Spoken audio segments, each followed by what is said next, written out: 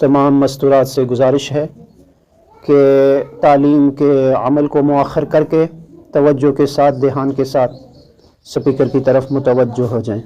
بسم اللہ الرحمن الرحیم، نحمدہ ونصلی علی رسولہ الکریم۔ اللہ تعالیٰ نے سارے انسانوں کی قیامت تک جتنے بھی انسان آئیں گے، اللہ تعالیٰ نے ان کی کامیابی کے لیے اپنے پورے کے پورے دین کو نازل فرمایا۔ جو آدمی دین پر چلے گا، چاہے وہ مرد ہے، چاہے وہ عورت ہے، چاہے وہ کسی بستی کا رہنے والا ہے یا دیہات کا رہنے والا ہے، اگر وہ دین پر عمل کرے گا تو اللہ تعالیٰ اس کو کامیاب فرمائیں گے۔ اگر وہ دین سے ہٹ کر زندگی گزارے گا، جو اس کے دل میں آئے گی وہ اس کے مطابق زندگی گزارے گا، اگر وہ وقت کا بادشاہ ہے یا کوئی ریڑھی والا ہے، اپنی مرضی سے زندگی گزارے گا، اللہ پاک اس کو ناکام فرمائیں گے۔ اللہ پاک نے قیامت تک جتنے بھی انسان آئیں گے ان کے لیے ایک ضابطہ بنایا، اس ضابطے کو اپنا دین فرمایا کہ جو بھی اس دین پر چلے گا اللہ پاک اس کو کامیاب فرمائیں گے۔ کامیابی کیا ہے؟ کامیابی یہ دنیا کی چھوٹی چھوٹی شکلوں کی، دنیا کی چھوٹی چھوٹی کامیابیاں آج اگر آپ بچوں سے پوچھیں، صبح کو وہ بھی دوڑ رہے ہوتے ہیں، عورتوں سے پوچھیں وہ بھی کام کے لیے دوڑ رہی ہوتی ہیں، مردوں سے پوچھیں وہ بھی کام کے لیے دوڑ رہے ہوتے ہیں۔ کس کے لیے؟ کہ جی ہم یہ کر لیں گے تو ہم کامیاب ہو جائیں گے۔ تو اللہ تعالیٰ نے کامیابی کے معیار کو فرمایا، وَمَا الْحَيَاةُ الدُّنْيَا إِلَّا مَتَاعُ الْغُرُورِ۔ یہ دنیا کا بڑا دھوکہ لگا ہوا ہے، سب کے سب مردوں کو، عورتوں کو اس دنیا کی زندگی میں ایک ایسا دھوکہ لگا ہوا ہے، جس کامیابی کے پیچھے دوڑ رہے ہیں اس کامیابی کے پیچھے ہمیشہ ہمیشہ کی ایک ناکامی آنے والی ہے۔ اللہ تعالیٰ نے کامیابی کس کو فرمایا؟ کہ جو ہمیشہ ہمیشہ کی جہنم سے بچ کر ہمیشہ ہمیشہ کی جنت میں جانے والا بن گیا۔ دنیا میں جتنے بھی انسان آ رہے ہیں سب کے سب اس امتحان میں ہیں اور ان کی ایک آزمائش ہے۔ اللہ پاک فرماتے ہیں کہ میں آزما رہا ہوں مردوں کو بھی، عورتوں کو بھی، سب کو آزما رہا ہوں کہ میرے پاس کون نیک عمل کر کے آئے گا، میرے پاس آئے گا کون نیک عمل کر کے آئے گا۔ تھوڑی سی زندگی دی ہے، اللہ تعالیٰ نے اس زندگی کا ذکر نہیں فرمایا۔ اللہ پاک نے فرمایا الذی خلق الموت، اللہ پاک کی وہ ذات ہے جس نے موت کو پیدا کیا، والحیات، اس کے بعد والی زندگی کو ذکر فرمایا۔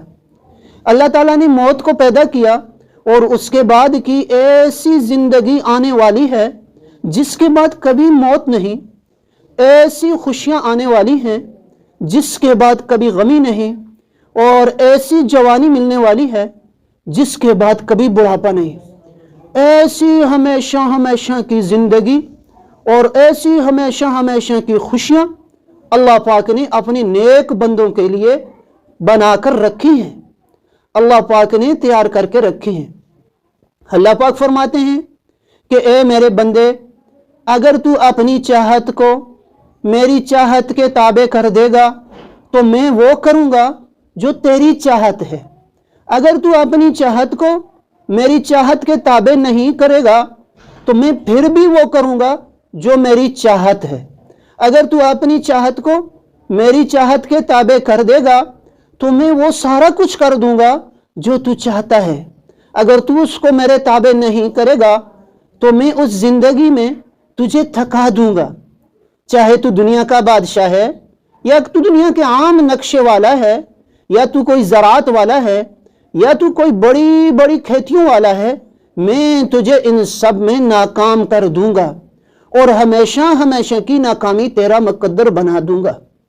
اللہ پاک نے انبیاء علیہ السلام کو لوگوں کے پاس بھیجا کہ جاؤ لوگوں میں میرا تعارف کرواؤ۔ انبیاء علیہ السلام آتے، لوگوں کے پاس آ کر لوگوں کو اللہ کا تعارف کرواتے کہ لوگوں اللہ خالق ہیں، اللہ کے سوا کوئی خالق نہیں، یہ جتنے نقشے بھی بنے ہوئے ہیں ان سب کے بنانے والا ایک اللہ ہے، اللہ نے ان سب نقشوں کو بنایا۔ جس راستے پر اونٹ گزرتا ہے تو وہاں پر نشانات ہوتے ہیں کہ اونٹ کی مینگنیاں وہاں پر ہوتی ہیں، تو یہ اس بات کی نشانی ہے کہ یہاں سے اونٹ گزرا ہے۔ انسان کے قدموں کے نشانات، گاڑی کے نشانات بتاتے ہیں کہ یہاں سے کوئی انسان گزرا ہے۔ تو اتنی بڑی زمین اور اتنا بڑا آسمان بغیر بنائے کیسے بن سکتا ہے کہ لوگوں کو میرا تعارف کرواؤ؟ جو بھی وقت کی نبی کی بات کو مانتا، اللہ پاک اس کو کامیاب فرماتے اور اس کو اللہ پاک اس دنیا پر بھی عزتیں عطا فرماتے اور ہمیشہ ہمیشہ کی آخرت کی بھی عزتیں اس کا مقدر ہوتی۔ اور انبیاء علیہ السلام آتے اور دوسرا کام یہ کرتے کہ لوگوں کو مال سے اعمال کی طرف ڈالتے کہ لوگوں جو کام بنیں گے اللہ پاک اعمال پر بنائیں گے، یہ مال، یہ چیزیں، یہ سب کی سب ہمیں نفع دیں گی، لیکن جب تک اللہ پاک نہیں چاہیں گے۔ اللہ پاک کے چاہنے سے سب کچھ ہوتا ہے۔ اللہ پاک نفع کی چیز میں نقصان رکھ دیں یا اللہ پاک نقصان والی چیز میں نفع رکھ دیں۔ اب ساری دنیا کے انسانوں کو یہ پتہ ہے کہ آگ جلانے والی چیز ہے۔ حضرت ابراہیم علیہ السلام کو ہاتھ پاؤں باندھ کر آگ میں ڈالا جا رہا ہے، لیکن اللہ تعالیٰ نے رسیوں کو تو جلا دیا، ابراہیم علیہ السلام کا ایک بال تک بھی نہ جلا۔ جب اللہ پاک چاہتے ہیں تو نقصان والی چیز سے نقصان دیتے ہیں اور نفع والی چیز سے نفع دیتے ہیں۔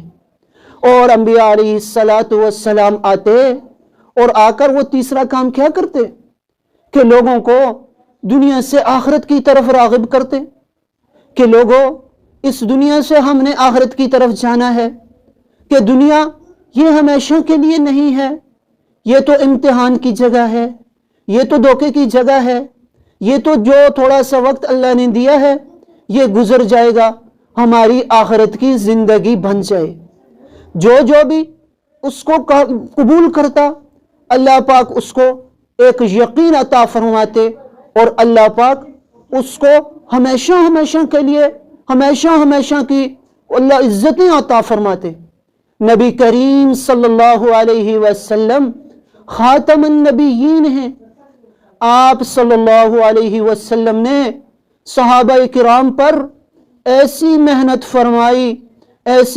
فرمائی کہ جس کے نتیجے میں اللہ پاک نے صحابہ کرام کی ایسی جماعت عطا فرمائی کہ جو ساری دنیا میں اس لا الہ الا اللہ محمد الرسول اللہ کو لے کر نکلے اور ساری دنیا تک اس کلمے کے پیغام کو پہنچایا۔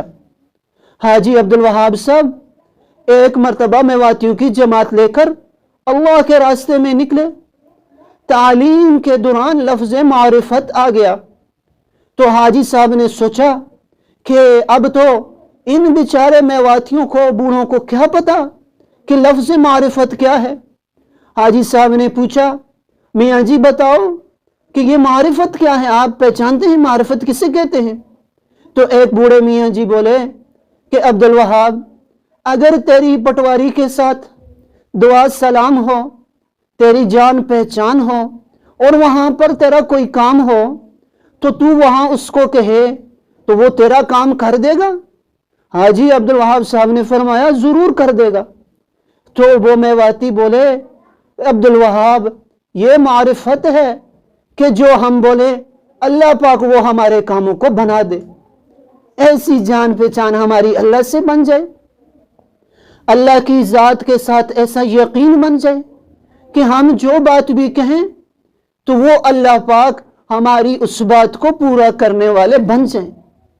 دریائے دجلہ کا پانی خشک ہو گیا تو گورنر نے حضرت عمر رضی اللہ تعالی عنہ کو خط لکھا کہ یہاں پر ایک عجیب رسم ہے کہ یہاں پر جب سال کے بعد پانی خشک ہوتا ہے تو پھر اس کے اندر ایک لڑکی کو ڈالا جاتا ہے اور وہ پانی اوپر آ جاتا ہے، تو اس کے بارے میں رہنمائی فرمائیں۔ حضرت عمر رضی اللہ تعالی عنہ نے خط لکھا اور وہ کہا یہ خط اس دریا کے اندر ڈال دو۔ اب دریا کا جو پانی ہے وہ تو عربی زبان کو نہ سمجھنے والا ہے نہ بولنے والا ہے۔ اب یہ حضرت عمر رضی اللہ تعالی عنہ کا جو خط تھا وہ اس پانی میں ڈالا گیا تو پانی 17 ہاتھ اوپر چڑھ کے آ گیا۔ اب یہ معرفت ہے، اللہ کے ساتھ جان پہچان ہے، یہ ہمارے مردوں کے بھی بن جائے، یہ ہماری مستورات کی بھی بن جائے، یہ فکر پیدا ہو جائے کہ ہمارے کاموں کو اللہ پاک ہمارے کہنے پر بنا دیں، ہم جو کہیں اللہ پاک ان ہماری ضرورتوں کو اللہ پورا فرما دیں۔ یہ دعوت و تبلیغ کا مقصد، یہ دعوت و تبلیغ کی محنت ہے کہ ہم اللہ پاک سے براہ راست اپنے مسائل کو حل کروانے والے بن جائیں۔ ایک صحابیہ ہیں تو انہوں نے ان کے شوہر نے انہیں طلاق دے دی۔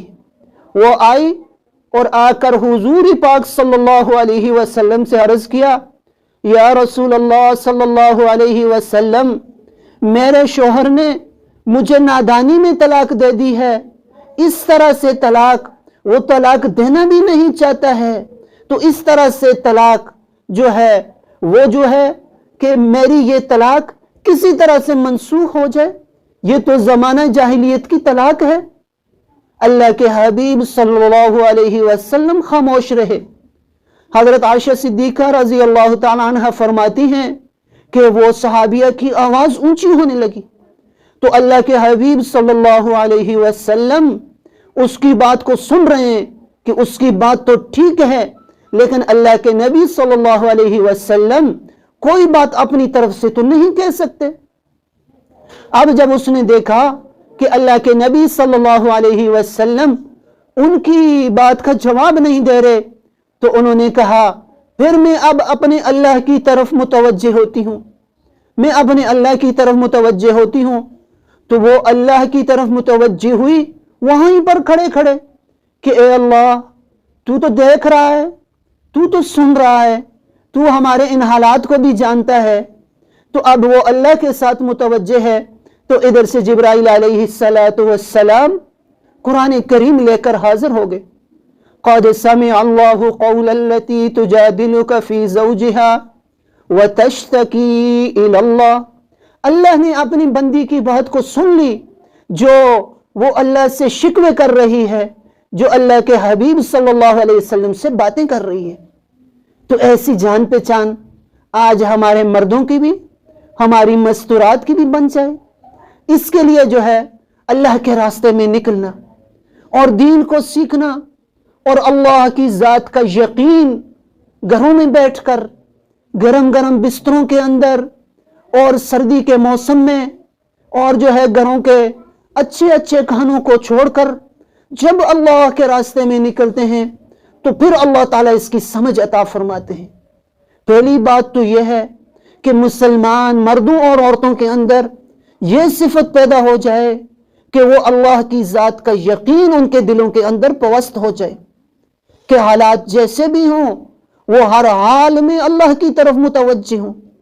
اور دوسرا، اللہ کے نبی صلی اللہ علیہ وسلم والے مبارک طریقے ہماری زندگیوں میں آ جائیں، ہمارے گھروں میں، ہماری زندگیوں میں، ہمارے کاروباروں میں، جس شغل میں ہیں ہم، وہاں پر وہ اللہ کے نبی صلی اللہ علیہ وسلم والے طریقے ہماری زندگیوں میں زندہ ہو جائیں۔ اللہ کے نبی صلی اللہ علیہ وسلم نے ان دو صفات پر محنت فرمائی، لا الہ الا اللہ محمد الرسول اللہ، لا الہ الا اللہ یقینوں کی تبدیلی، محمد الرسول اللہ طریقوں کی تبدیلی۔ فرمایا کہ غیر مسلموں کے لیے دعوت نہیں ہے، دعوت تو مسلمانوں کے لیے ہے۔ مسلمان مردوں کو بھی دعوت دینی اور مسلمان عورتوں کو بھی دعوت دینی۔ اب غیر مسلموں کو تو ہم نے اسلام دکھانا ہے، ان کو تو نبی کریم صلی اللہ علیہ وسلم والے مبارک اعمال اور مبارک طریقے دکھانے اور مبارک طریقے سکھانے ہیں۔ یہ میری زندگی میں بھی آ جائے، میرے گھر والوں کی زندگی میں بھی آ جائے اور ساری انسانیت کی فکر کرنا، اس چیز کا نام دعوت و تبلیغ ہے۔ اور جو دوسری محنت اللہ کے نبی صلی اللہ علیہ وسلم نے فرمائی وہ نمازوں پر فرمائی کہ ہمارے کام نمازوں سے بنے، ہم اللہ سے براہ راست لینے والے بن جائیں. ہمارا چھوٹا سے چھوٹا مسئلہ ہو، اللہ کے سامنے 2 رکعت نماز ہم پڑھیں اور اللہ سے مانگیں. صحابہ کرام رضوان اللہ تعالی علیہم اجمعین، ان کے مرد اور ان کی عورتیں، ان کا یہ مزاج بنا ہوا تھا کہ ہمیں تو اللہ پاک نے یہ نماز دے دی تو اس کے ذریعے سے اللہ پاک ہمارے سارے مسائل کو حل فرمائیں گے. یہ مزاج ہمارا بن جائے. اس شب جمعے پر بھی مولانا صاحب شب جمعے کے بیان میں فرما رہے تھے کہ جی ہم کیا کریں، جب بھی کوئی مسئلہ آئے تو ہم 2 رکعت پڑھیں، اگر حل نہ ہو پھر 2 رکعت صلاۃ حاجت پڑھیں، پھر بھی حل نہ ہو پھر بھی 2 رکعت صلاۃ حاجت پڑھیں. بولا کم از کم ہم اس کو 3 مرتبہ پڑھ لیں گے تو اللہ تعالیٰ ہمارے مسئلوں کو حل فرمائیں گے. اللہ پاک کو پتہ ہے یہ 15ویں صدی کے کمزور مسلمان ہیں، یہ کمزور مسلمان ہیں. اب یہ میرے حضور میں حاضر ہو کر مجھ سے مانگ رہے ہیں تو میں کیا کروں؟ میں ان کے ان مسائل کو حل فرما دوں.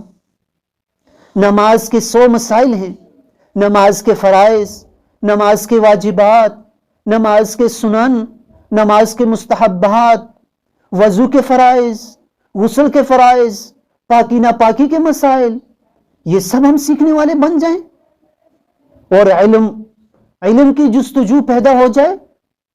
اس کے لیے بوڑھوں کے اندر بھی جستجو پیدا ہو جائے. آج ہمارا مزاج بنا ہوا ہے کہ علم جو ہے یہ تو بچوں کے لیے ہے، اب تو ہم بوڑھے ہو چکے، اب تو ہم بڑے ہو چکے، ہمارے لیے کیا علم ہے؟ نہیں، علم قبر کی گود تک حاصل کرنا ہے، آخری زندگی کے آخری سانس تک ہم نے علم حاصل کرنا ہے. ہمارے حضرات تو یہ چاہتے ہیں کہ 80 سال کی بوڑھی اماں ہے، وہ بھی ان تبلیغی 6 صفات کو اتنا ازبر کر لے کہ ان کے پاس محلے کی کوئی عورت آ رہی ہے، بچے آ رہے ہیں تو جھوٹی کہانیاں سنانے کے بجائے ہم ان کو ان تبلیغی 6 صفات پر، ان تبلیغی 6 نمبروں پر محنت کریں اور ان کو سکھا کر جانے والے ہم بنائیں. اس کے لیے میں بھی کوشش کر لوں، ہمارے گھروں میں بھی یہ ماحول، یہ دعوت والے اعمال چالو ہو جائیں اور آپ سب بھی اس کی نیت فرما لیں. اور اس کے ساتھ جو ہے ذکر ہے کہ اللہ کو یاد کرنا. ایک تو ذکر زبان سے ہے اور ایک ذکر یہ ہے کہ علم پر عمل کرنا، کہ جس چیز کا ہمیں علم ہے ہم اس پر عمل کرنے والے بن جائیں. مسلمان کی آنکھ کھلی، اب دعا ہے الحمدللہ الذی احیانا بعدما اماتنا وإلیہ النشور. اب مجھے یہ دعا یاد ہے، اگر میں نے اسے نہیں پڑھا تو اس وقت کا سب سے بڑا ذکر یہ ہے کہ میں اگر یہاں پر کوئی اور بہت ساری تسبیحات کر لوں، اس دعا کے ثواب تک میں پہنچ نہیں سکتا، کیونکہ اللہ کے نبی صلی اللہ علیہ وسلم نے اعمال بتائے. اور سب سے بڑا ذکر یہ ہے کہ ہم اپنی زبانوں کو، اپنی کانوں کو، اپنے اعمال کو محفوظ کر لیں اور غیبت سے اپنے آپ کو بچائیں. آج ہمارے گھروں کا ماحول بن چکا ہے کہ ہر آنے والا شخص دوسرے کی بات کرتا ہے اور ایسی باتوں کو سننے کا مزاج بھی بن چکا. آج آلو پیاز کی آوازیں تو ہر گلی محلے سے لگتی ہیں، لیکن کوئی بھی اللہ اور اللہ کے رسول کی آوازیں لگانے والا نہیں ہے. یہ مزاج ہمارے بن گئے کہ کوئی اللہ اور اس کے رسول کی بات کرتا ہے تو اس کے ساتھ بچے بھی بڑے بھی اس کو مذاق سمجھتے ہیں. تو کم از کم ہم اپنے اوپر تو یہ کر لیں، آج اس مذاکرے میں ہم یہ نیت کر لیں کہ آج کے بعد انشاءاللہ ہم نہ کسی کی غیبت سنیں گے، نہ کسی کی غیبت کریں گے. اگر کسی محفل میں غیبت ہو رہی ہے تو ہم اس کو روکیں گے، اگر اس پر ہم قادر نہ ہوئے تو کم از کم ہم یہ فکر کر لیں کہ ہم اس محفل سے اٹھ کر چلے جائیں گے. تو یہ فکر پیدا ہو جائے. غیبت ایک ایسا عمل ہے، ایک ایسا عمل ہے، اس کی نحوست اللہ کے بندوں کو جو اللہ والے ہوتے ہیں ان کو دکھائی دیتی ہے. حضرت حسن بصری رحمہ اللہ تعالی ایک بڑے بزرگ گزرے ہیں، کسی نے ان کی دعوت کی، 3 لوگوں کی اور بھی دعوت کی، تو بیٹھے ہوئے تھے تو 2 شخص پہنچ چکے، تیسرے کا انتظار تھا کہ وہ پہنچے اور پھر دسترخوان لگے اور کھانا کھائیں. تو ایک نے کہا کہ اس کے پہنچنے میں تو وقت لگے گا، وہ تو موٹا شخص ہے، اس کے پہنچنے میں وقت لگے گا۔ حضرت حسن بصری رحمہ اللہ تعالی وہاں سے فوراً اٹھے اور 3 دن جا کر گھر میں روزہ رکھا، کہ کہا کہ یہ تو اتنے نحوست والے بول ہیں کہ ان کا اثر میرے اوپر نہ آ جائے۔ یہ ہے ذکر کہ کم از کم ہم اپنے اوپر یہ کوشش کر لیں، اپنے بساط کے مطابق یہ کوشش کریں کہ غیبت نہ بولیں گے نہ غیبت سنیں گے۔ اور اس کے ساتھ جو چوتھی صفت ہے اکرام مسلم کی، اس پر اللہ کے نبی صلی اللہ علیہ وسلم نے امت پر محنت فرمائی کہ مسلمان اچھے اخلاق والا بن جائے۔ جتنے کا جتنا دین ساری دنیا کا انسانوں تک پہنچا ہے وہ اچھے اخلاق کی وجہ سے پہنچا ہے۔ آج ساری کی ساری امت مسلمہ اچھے اخلاق سے عاری ہو چکی ہے۔ ہم اچھے اخلاق والے بن جائیں، ہمارے مرد بھی، ہماری مستورات بھی ان کے ایسے اخلاق ہوں کہ جو ایک مرتبہ ان کے پاس آئے اب اس کی یہ کوشش ہو کہ میں دوبارہ بھی اس کے پاس جاؤں اور اس کی اچھی اچھی باتوں کو سنوں، اور اس کے اندر ہم اللہ کی ذات کی بڑائی کو بیان کر رہے ہوں، اپنی چیزوں کے چرچے نہ ہوں اور اپنی چیزوں کی باتوں کے تذکرے نہ ہوں۔ یہ ہماری گاڑیاں اور یہ ہمارے گھر اور یہ ہماری چیزیں نہیں، ساری اللہ کی تعریف بیان ہو رہی ہو، یہ ہمارا مزاج بن جائے اور اچھے اخلاق والے مسلمان بن جائے۔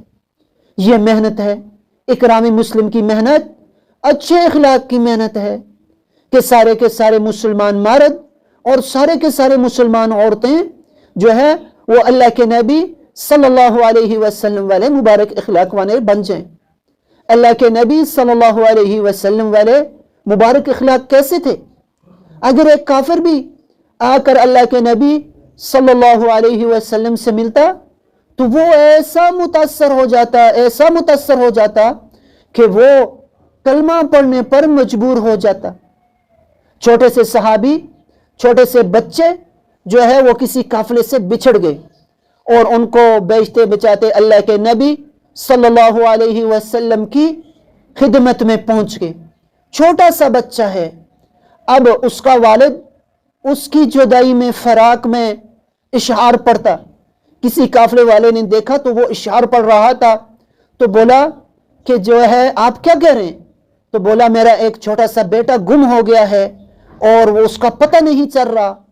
تو انہوں نے کہا کہ ہم نے اس کو مکہ مکرمہ میں دیکھا ہے۔ تو وہ اب 7 ہدیے لے کر، پیسے لے کر، 7 سرداروں کو لے کر پہنچا۔ تو مکہ میں پہنچا تو پتہ چلا کہ وہ تو اللہ کے نبی صلی اللہ علیہ وسلم کے پاس ہے وہ بچہ۔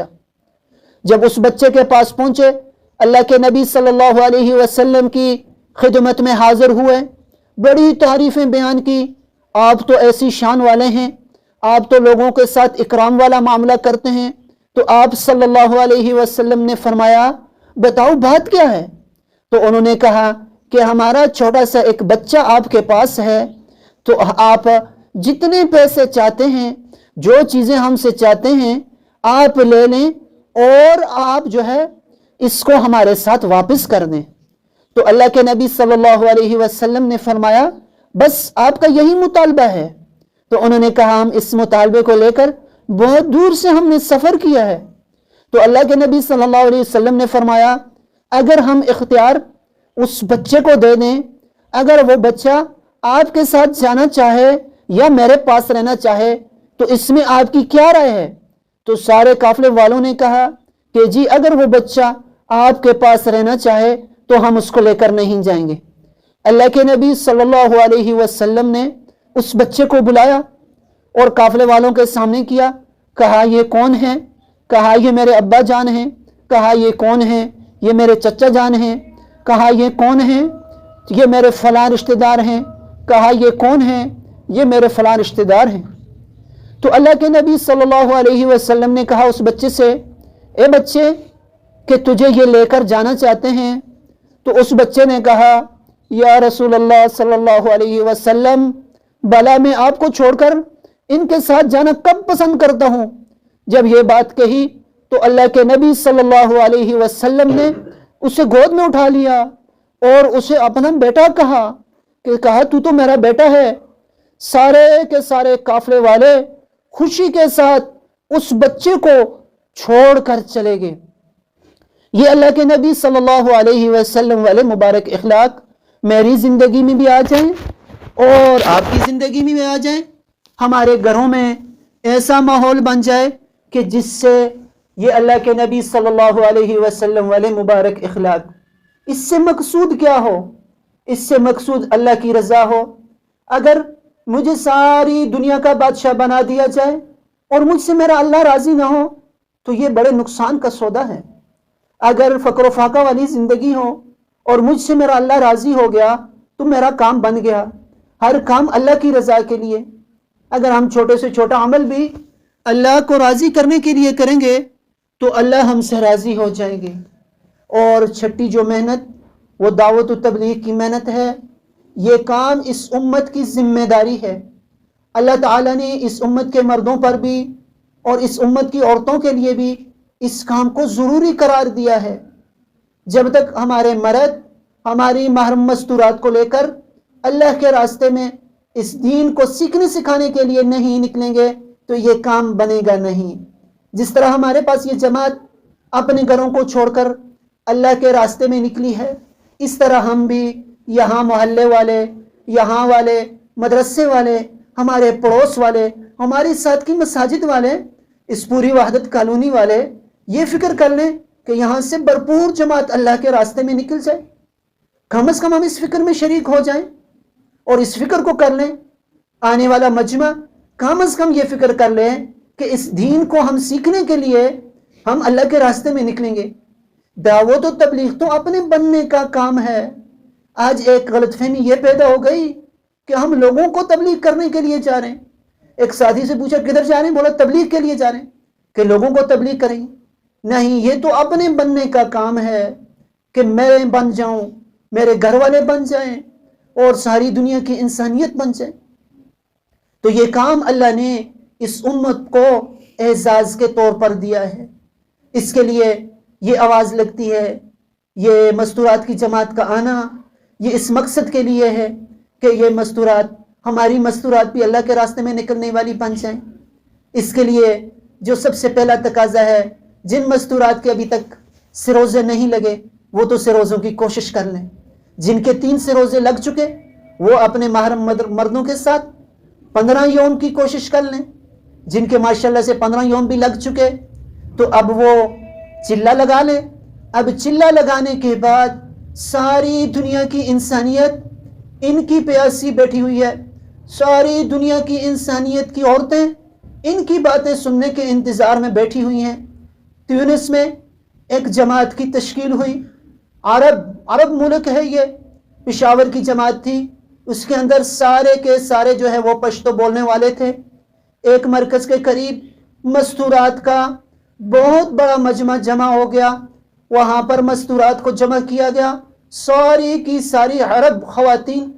اب وہاں پر ایک مستورہ کو بولا گیا کہ جی آپ بات کریں، تو وہ اب انہوں نے کہا میں تو پشتو زبان والی ہوں، میں ان سے کیا بات کروں گی؟ تو وہ جب بیٹھی اور بات کی انہوں نے، اور وہ ایک ہی بات کرتی، انت بنات الصحابہ، تم صحابیات کی بیٹی ہو، تم صحابہ کی بیٹیاں ہو، بس یہی بات کرتی اور روتی جاتی۔ اس کو تو اور کوئی بات کرنے کی آتی نہیں تھی۔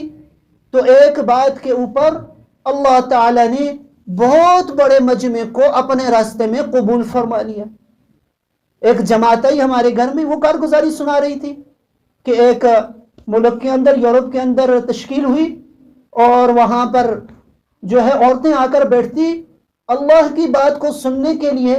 وہ عورتیں اتنی پیاسی ہوتی کہ ہماری عورتیں بات کرتے کرتے سو جاتی اور وہ انہیں جگاتی کہ اٹھو ہمارے ساتھ اللہ اور اس کے رسول کی بات کرو۔ کہا پھر ہم نے جماعت کو 2 حصوں میں تقسیم کیا، آدھی جماعت دن کو بات کرتی اور آدھی جماعت رات کو بات کرتی۔ یہ ساری کی ساری دنیا کے انسانیت اسلام کے لیے پیاسی بیٹھی ہے کہ مسلمان آئیں گے اور وہ کلمہ پڑھائیں گے، لا الہ الا اللہ محمد الرسول اللہ، تو ہم ہمیشہ ہمیشہ کے لیے کامیاب ہو کر جنت میں جانے والے بن جائیں گے۔ تو اس کے لیے یہ فکر ہے، یہ آواز ہے اور یہ گزارش ہے سب کی خدمت میں کہ کم از کم 3 دن کا ارادہ کر لیں کہ یہ یہاں مدرسے سے، کہ یہاں کالونی سے ایک نکت بھرپور جماعت اللہ کے راستے میں نکلنے والی بن جائے۔ تشکیل والوں سے گزارش ہے کہ تشکیل کر کے نام لکھ کر کاپی نیچے بھیج دیں، انشاءاللہ اس کے بعد دعا ہوگی۔